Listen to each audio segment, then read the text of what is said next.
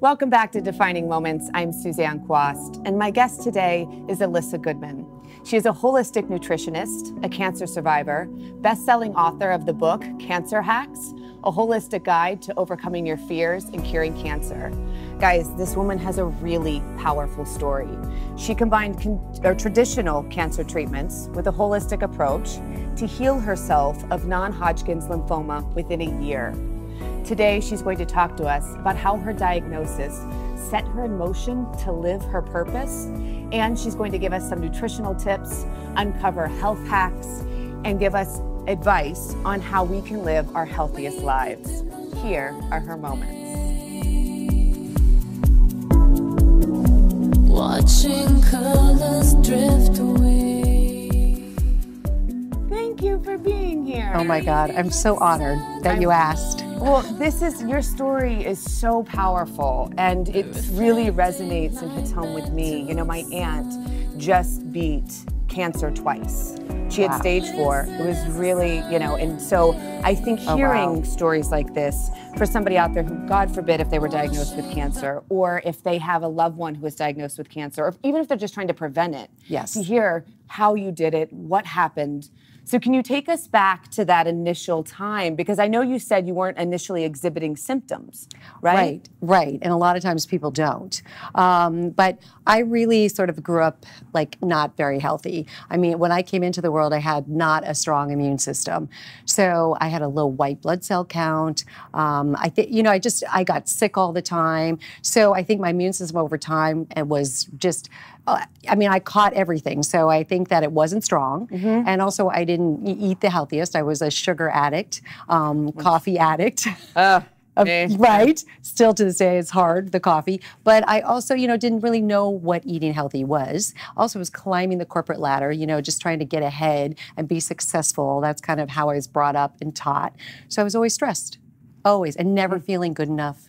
Never really knew what it felt to be calm and, serene in my body. It just always felt like I had to keep going and doing something better and, being more of a perfectionist and it wasn't right or, we got to just work overtime. Yep. And I just drove myself into the ground. God, I completely understand that. So I was always not feeling well. So I never even knew, what symptoms would pop up. Got it. And I was getting a massage sitting upright like this, and the masseuse was massaging my neck and my collarbone. And she felt a lymph node on the collarbone. And you're really not supposed to have swollen lymph nodes there. She said, go get that checked out. And I did, and went to the doctor, and he hadn't even done it. He just felt it. And he went, wow, this could be cancer. And I was 32 at the time. I mean, that's so young. Yeah, pre-kids. I had had 3 miscarriages prior to this happening, but it was a good thing, that I didn't get pregnant, and maybe it was my body was trying to tell me something.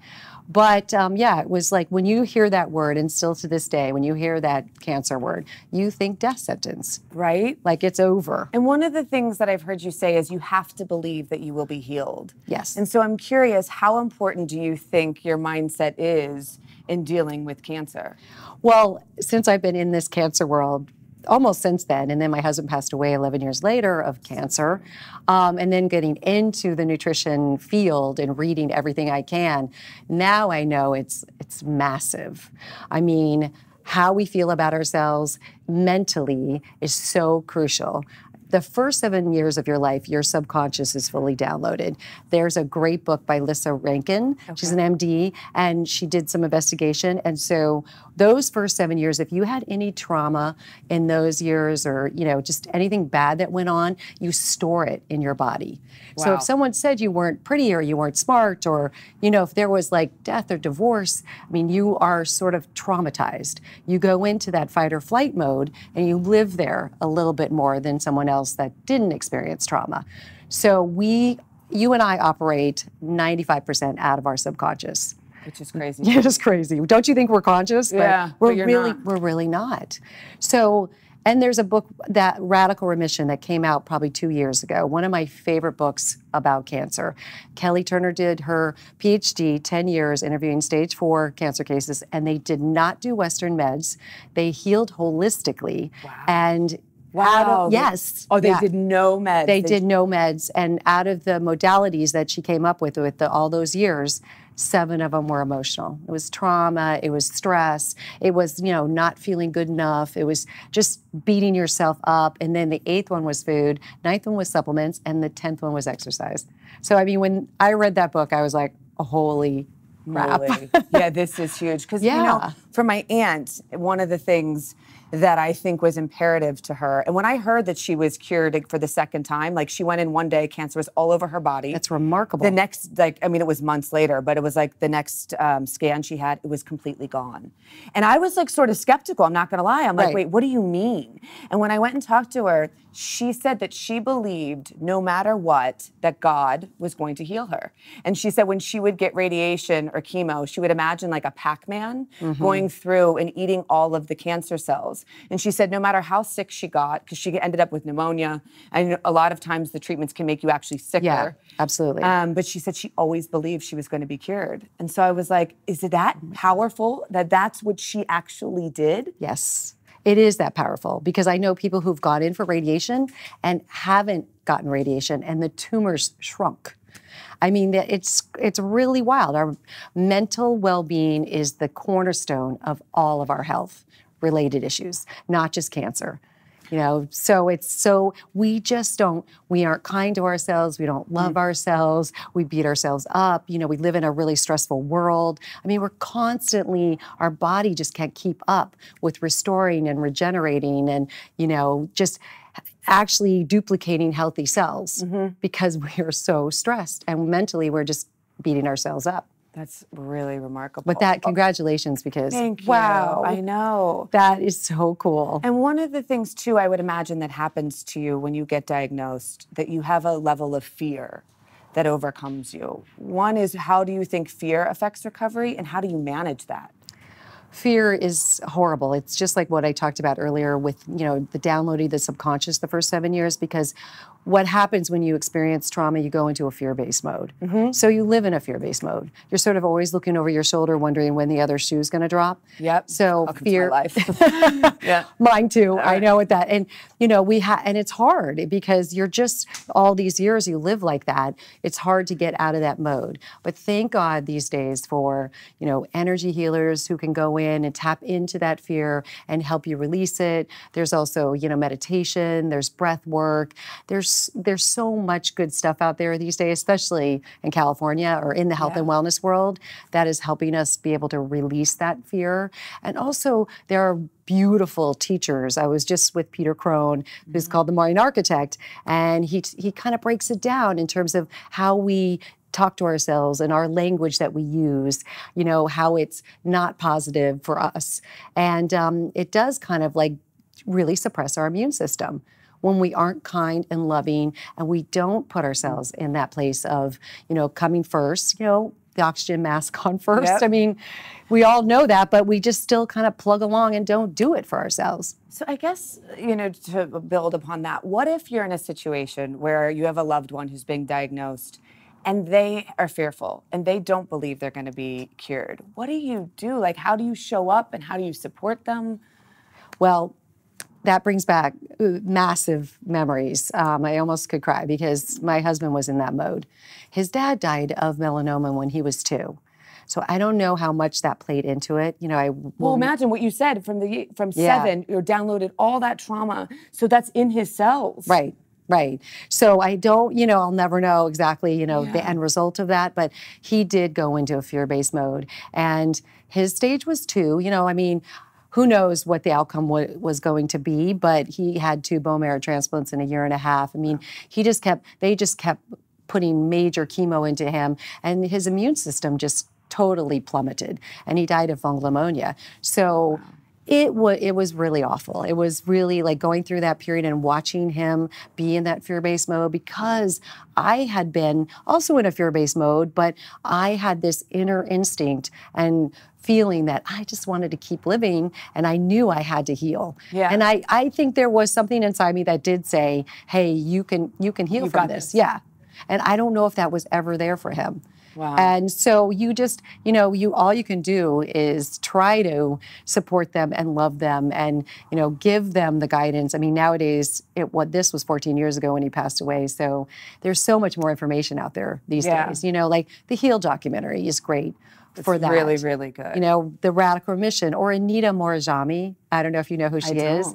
She is an incredible speaker, but she was actually in a coma with tumors all over her body, cancer, riddled with cancer, and ended up seeing her loved ones, you know, around her just like were devastated by the idea that she was probably going to die. And for some, you know, she was like, I don't want to die. And she mentally got herself back, and she is now cancer-free, and it's been years, and she speaks all over the world. And that's also another phenomenal book, Dying to Be Me. Wow, what a title. I know. Right. So what are three things that you would give to somebody or tell them to do immediately today with their diet that can prevent cancer or help them stay healthy? So what I would tell them is, first of all, we don't get nutrients at a cellular level. So I have been a big juicer ever since I was diagnosed with cancer. In those days, it was more juicing carrot juice, which is way too much sugar.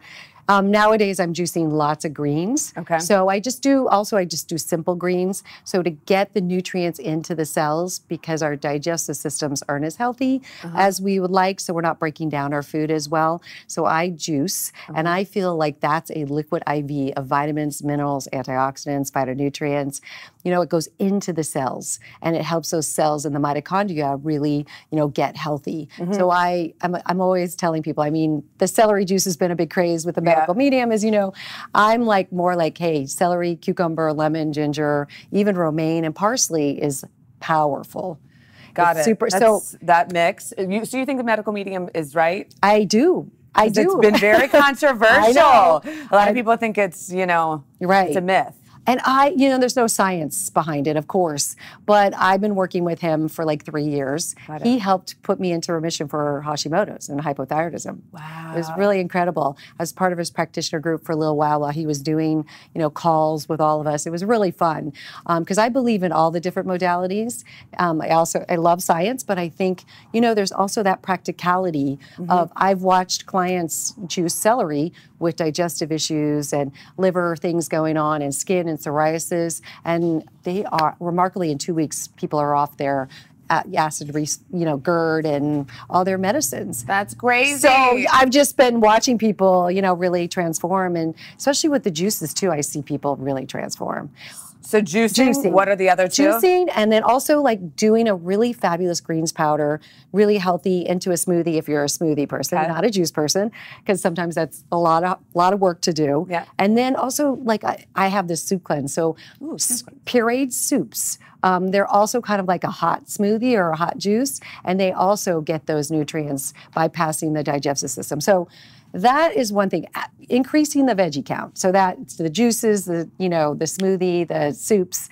Increasing those veggies is crucial because that's the life force. Well, I'm glad you brought that up because I feel like juicing is such a thing where you hear so many, again, this is where health and wellness becomes confusing. Yeah. One person tells you to juice, the other person says don't juice because you're going to lose all the fiber and all the antioxidants. Yeah. So what is the You're right. Well, it's interesting because there is no fiber, right, in those juices. But I just think, you know, I just use it as a liquid vitamin. So that is that is not a meal for me. Fiber is also super crucial with one of the things you're asking. We don't get enough fiber, so we're not removing our toxins from our body. We're highly toxic. We come into the world toxic.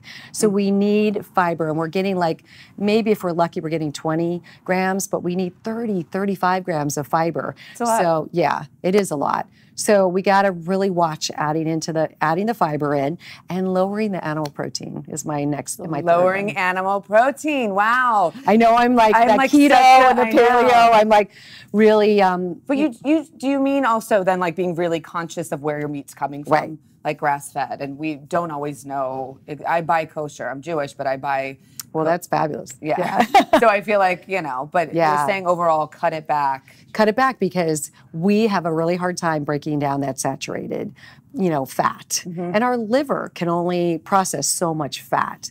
So we are overdoing the animal protein. And I know it makes people feel full and satiated, and we've been really, honed in by the marketing, we got to eat animal protein, but I think it does a disservice. The China study, years of studying animal protein, it is a precursor to cancer, Alzheimer's, dementia, diabetes. I see the research, and I'm a flexitarian, so I do dabble with some animal protein because I cannot be vegan. Yep. I'd be too weak. Yeah. It wouldn't serve me, right? So speaking of other things to cut out, I saw you post this on your story, and I was really fascinated by this. And Dr. Gundry talks about. I know you're going to say that. Talks about. I've gotten such flack for that. Eliminating nightshades and lectins out of their diet. But you disagree. I disagree. Can you please explain this? Because I thought that was fascinating. Well, there's no real human studies done on this. So basically, the healthiest people on the planet, the blue zones, there's a book written by Dan Buettner, years of studies, human studies, they eat legumes, beans. The Mediterranean diet is full of that stuff, tomatoes, cucumbers, right? All like nuts and seeds, all these things that he's saying to cut out. These people that are the healthiest people on the planet eat that. So for some reason, that just doesn't compute to me. Yep. And also, we do have studies of animal protein being like a precursor to these diseases. So what are your options when you want to get protein? They're the legumes and beans. I just also am a big proponent of when you are going to eat legumes and beans, you get sprouted ones because, the phytic acid on the outside of that bean and legume or grain has been removed, so it's easier to digest. And also, you soak them, or just so it's easier. Sometimes it's hard for people to digest because they don't eat enough of those. But I still think they're. So you think the lectins, because a lectin, and correct me if I'm wrong, is a protein that protects the plant. Yes. So from being eaten. Yeah, plants have lectins. Green plants have lectins. So then you think it's okay to eat all the nightshades, which are like eggplant, right? Yeah, peppers. Yep. I know. Legumes. Yes. I know. I'm very. I know. I love it. It's controversy. Controversial. I just think that we should eat a little bit of everything. Suzanne, I'm saying, like, if you have really high inflammation markers and you're not doing well, rheumatoid arthritis and autoimmune stuff, you probably should watch what you're eating. Maybe you have a bean soup or you have some lentils in a salad and you don't feel so great. Then maybe those lentils aren't agreeing with you. Everybody's so different. Okay. I mean, I'm not saying across the board everyone should just dive in and eat those things, but I don't think having eggplant once a week or a couple times, or potatoes. I mean, I love potatoes. I love potatoes. Potatoes are really great. They're full of minerals. They calm down the central nervous system. So talk about, the fear-based mode or the anxiety mode that we all live in. Potatoes really are amazing for that. Amazing. Yes. Okay, so then so speaking of other things to cut out, one of the things you say is that we're more addicted to sugar, 80% more addicted to sugar than cocaine. Right. Which I was like, "Como say what?" That's a lot. I know. So then do you mean all sugar, like even cutting out fruit sugar? No. Okay. Fruit is the fountain of youth. So fruit is really crucial. Veggies and fruit are sort of our baseline of how we will stay healthy. Just not overdoing the fruit. Overdoing anything is going to cause an issue. But no, it has fiber. It breaks down in the body. The sugar goes into the bloodstream really slowly because of the fiber. But it's like when you juice the fruit in your juices, that sugar goes into your bloodstream super fast and it raises your insulin levels. So it's not the greatest thing. Okay. I don't think, I think added sugars are the problem. So you have, some of my clients go and buy the cold pressed juices and there's an apple in there. And when you look at the back of the bottle, it's 18 grams of sugar, which is kind of shocking. Right? How is that even possible? I know. And then you have like RX bar, you have a protein bar that has 12, usually they're 12 grams of sugar and up. 25 grams of sugar is what you're supposed to, added sugar is what you're supposed to have each day at the most. You're already over that, with a bar and a juice. Which is a lot. So and that's like your snack. Exactly. So we are living on that kind of stuff. Plus we are, our energy levels are low. So we're craving sugar to get our energy up, of course. But no, not all, you know, I love roasting carrots and beets, and they're high in sugar, but they're so crucial in terms of anti-cancer. Ooh, good They're to know. I've been eating a lot of cancer. I've been eating a lot of carrots lately. Yeah, no, raw carrots, cooked carrots, they're amazing. And then just out of curiosity, you just said protein bars. Do you think protein bars are bad? Or which ones, do you suggest any of them? Yes, there are some on the market that are good. There are only a few. Elemental Superseed. Have you ever had that one from Erewhon? And I think it's sold online too on Amazon. But it's like almost a homemade bar, and it has about 8 grams of sugar. I like 5 to 8 grams of sugar for protein bars, and it's very hard to find that. Yeah. I mean, you can with the Kind bars. Someone was asking me that the other day, but the Kind bars have some funky, not so great oils in them, you know, that are toxic. Like what are the oils? So they're like grapeseed oil. Which I found out it's really bad for you. Yeah. They also have some fillers in there. So they're not, you know, they're mass produced. These elemental bars are more, they taste more homemade. Toasty is another one. Toasty protein bites, they're really low in sugar. I make my own bars from the Soup Cleanse. They're called Super C bars, and I ship them out all over the country. So people can go to your website? They can go to my website and actually order. I'll have to check that out. Yes, I'll send you some. Okay. I'll send you some. They're really good. I love that just homemade, and they're easy. They take like 15 minutes to make. So that's what I love. Okay, so we're going to end this with, if you could define the legacy you want to leave behind in a couple of words, what would it be? It would be that, you know, you are capable of healing from anything. Anything. I love that, yes. Our body is so miraculous. I love that. Thank you so much for being here. Thank you for having me. And where can everybody tell them where to find your website if you want to work with her? She's amazing. Tell them all the things. So it's elissagoodman.com, and then I'm on Instagram and Facebook and Twitter. And check out my website. Every week I actually do a nutrition tip, and I do a new recipe. So, oh my gosh, I need to go look at all these recipes. You do. And then if you guys, feel like somebody that you love or know is struggling with cancer, please feel free to share this video.